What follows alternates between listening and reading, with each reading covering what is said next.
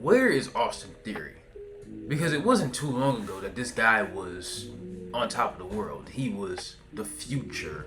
He was Vince McMahon's hand-picked guy. He was handed all these opportunities and chances against these big-time stars. And now he's just an afterthought.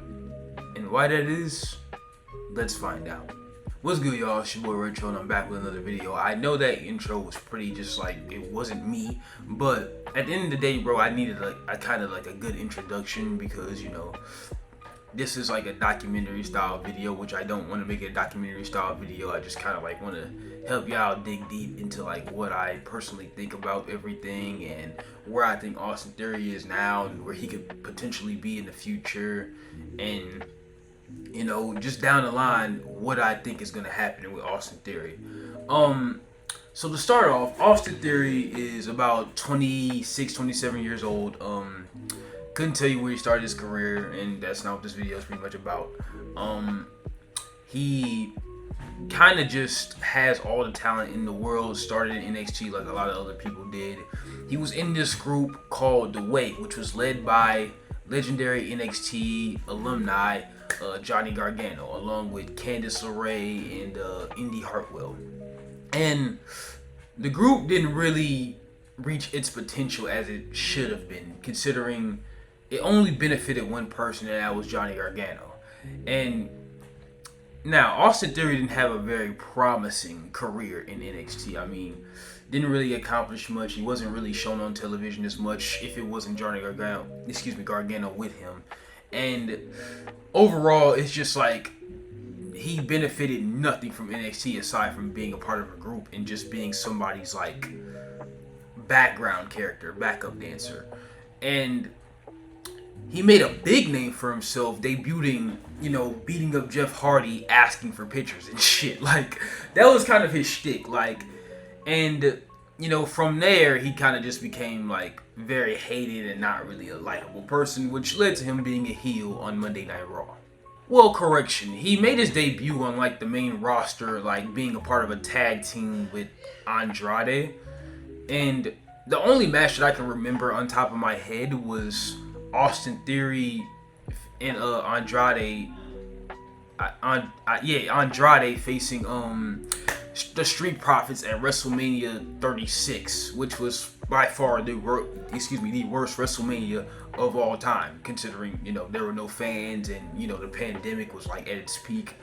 Y'all understand what it was like during that time, but not gonna get into the gory details of that. I really want to talk about his whole main roster singles run. Now, as I was saying about the Jeff Hardy thing, he ended up making his singles debut on Monday Night Raw against Jeff Hardy. I don't know why I'm struggling so much. Jeff Hardy. He ended up winning. Got attacked after the match, and he went from there. And then he goes on to be Vince McMahon's just right hand man. And then, like, you know, he's beating all these people. He gets into a bit of a rivalry with Finn Balor. Well, I wouldn't call it a rivalry. I'd call it a bit of just a business type thing. Somebody to, you know, put Austin Theory over. And, you know, Finn Balor won at least one match. Then he went on to win the rest of their matches. And Finn Balor ended up winning the U.S. Championship from Damian Priest. And then, you know, Austin Theory just went on to pin, you know, Finn Balor like a couple times while he was U.S. champion, and then eventually Austin Theory ended up beating Finn Balor for the U.S. championship, and that was his first championship in WWE, making him the youngest U.S. champion in the company's history. And obviously he had some defenses here and there with that championship, but ultimately he ended up losing that championship to Bobby Lashley at Money in the Bank 2022, which is the same Money in the Bank that he got added to the Money in the Bank ladder match, and he won that ladder match. And when I tell you, this was one of the worst decisions that has ever been made in WWE history, considering Austin Theory didn't qualify to be in this match, didn't earn it in any way, shape, or form. Vince McMahon just came out and fucking just announced that he was going to be a part of the match. Or I don't think it was Vince McMahon. I think it was Adam Pearce, one of the two. But I looked at it as just like, this nigga is really like Vince McMahon's like hand-picked guy, like for the future, because like, why is this happening? Like, this kid has been on the main roster for a cup of coffee. And not to mention, he had a whole WWE Championship opportunity against Big E when Big E was champion. Like, where are all these opportunities coming from? They're just growing on trees at this point. And then, you know, he wins the Money in the Bank contract. He tries to cash in 2 times. One was at SummerSlam 2022. He failed. Got beat up by Brock Lesnar. The second time was at Clash at the Castle when Roman was, you know, fighting Drew McIntyre in the main event. And Tyson Fury ended up, you know, knocking him out. And from there, if y'all all know 2022, y'all know that Roman Reigns was pretty much untouchable. Like, he was kind of like, you know, like you couldn't do anything about it. Like, the Usos, Paul Heyman, they always had Roman's back door. Like, you could not really do anything or win any matches against Roman Reigns without the Usos, you know, being there. So, he couldn't really, there was no scenario for him to cash in.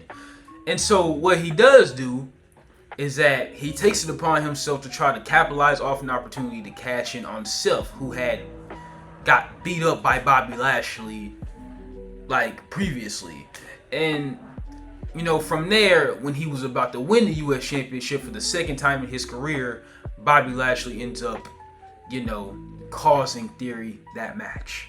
And from there, we started to kind of see a new vibe from Austin Theory. Like, kind of a more angered vibe. Like, he literally just, like, he doesn't really care about anyone having help from anyone, you know, being anyone's right-hand man. He's angry now. He's more hungry. Just a more kind of just, you know, serious side of Austin Theory. And at Survivor Series, which I would argue was one of the best matches of his career, he faced Seth Rollins and Bobby Lashley for the U.S. Championship, which he ended up sneakily winning that match. And if y'all know how it went, y'all know how it went if y'all watched Survivor Series 2022. Yeah, like I said, this is one of the best matches that he's ever had in his career. I think it was like top 10 matches for WWE in 2022 because it was so good and it was so many spots that were just chef's kiss. Like, it just, nothing matched it. And I'll give credit to where credit is due. Austin Theory had a tremendous showing in this U.S. Championship run. He beat guys the likes of Seth Rollins, Bobby Lashley, Edge, like I think Rey Mysterio, John Cena at WrestleMania, like, you know, a lot of other people, Sheamus like 3 times. Like, he beat so many Hall of Famers throughout this whole U.S. Championship run. Like, he even beat Jey Uso. Like, bro, come on. Like, he had a phenomenal U.S. Championship run. I think he held the championship for like 240 something days, approximate guess. He ultimately ended up losing the championship to Rey Mysterio on a SmackDown. And now, that was the best version of Austin Theory that I personally seen. And, you know, he really just was hungry at the time. And, you know, he wanted to prove to everybody that he was the real deal and he was the future of WWE. And nothing was going to stop him from being a world champion.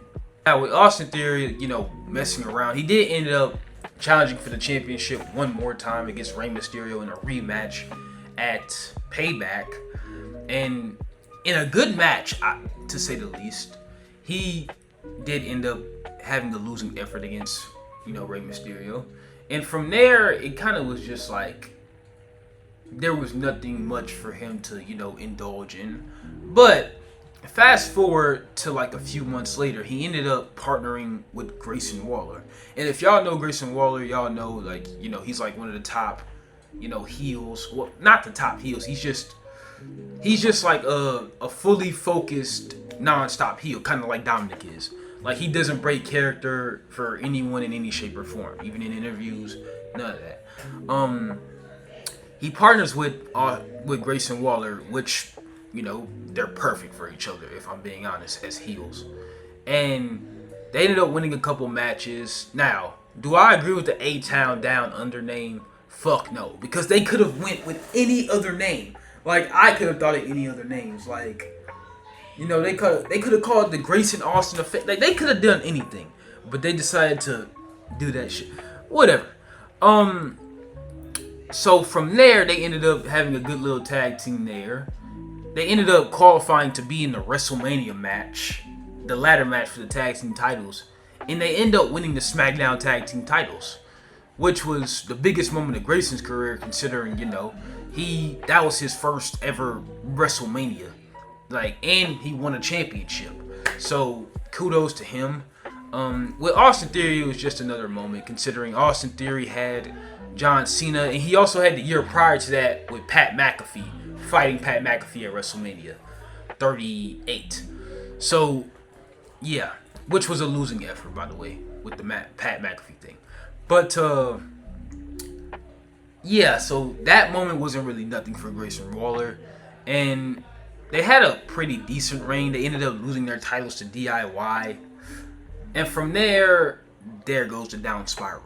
It kind of felt like Austin Theory was kind of just playing a side character at this point, like he was when he was with the Way with Johnny Gargano. Like, he really had no path to any championships, singles championships. A-Town Down Under didn't have path back to the tag team championships, and everything just went to shit for Austin Theory, to say the least. But everything ended up changing, considering the fact that he started wrestling on Main Event, and people were starting to say that we want Theory, and just, you know, having a babyface type mentality when it comes to Austin Theory. And not to mention his little motivational things on Instagram, which I don't really know any, like, heels that are doing that type of stuff. So he started posting that, and ultimately Grayson Waller ended up leaving, you know, Austin Theory, and kind of saying that Austin Theory was dead weight and stuff like that. And from there, we just have not seen Austin Theory since. I don't even remember his last, like, TV appearance, to be honest with y'all, because it's like, it's this reoccurring thing with, like, when the WWE universe wants somebody to, like, get a big push, they're not shown on TV, or they just, you know, they don't get their contracts renewed. Y'all seen it with Karrion Kross. Like, y'all seen it with Dakota Kai. Like, it just, yeah, and y'all are seeing it currently with Carmelo Hayes. So I don't see this cycle ending, like, soon, considering the WWE universe, they are, like I've said this a million times, they are the most fickle fans in sports entertainment. Like, they will switch up on you just like that, and that's coming from me. So yeah, we haven't really seen Austin Theory since. If I'm not mistaken, he is on the injury list still. If he is injured, I do wish a speedy recovery, and I hope he comes back very, very soon, because he does have a potential. And, you know, a rivalry with Grayson Waller and Austin Theory wouldn't hurt anybody. It wouldn't waste TV time, you know, and it just wouldn't hurt any of their careers if that happens. So, yeah. That's my story with Austin Theory. I don't know where he is now. Potentially, he may come back at the time where the New Day kind of just trashes Grayson Waller and just doesn't want him there anymore. And, you know, hopefully he's, like, taking a break, and he's just, like, you know, taking time for himself and just wondering what's next for him. Because he is still young, he still has a bright future, and he still has a lot of accomplishments coming his way in his long, young career. But that's it for the video, guys. Thank you guys very much for watching this video. I'm not really good with biographies and just giving you a documentary about how everybody else is, because I don't really know what I'm gonna say until I start recording. So yeah, that's kind of the best that I can really do.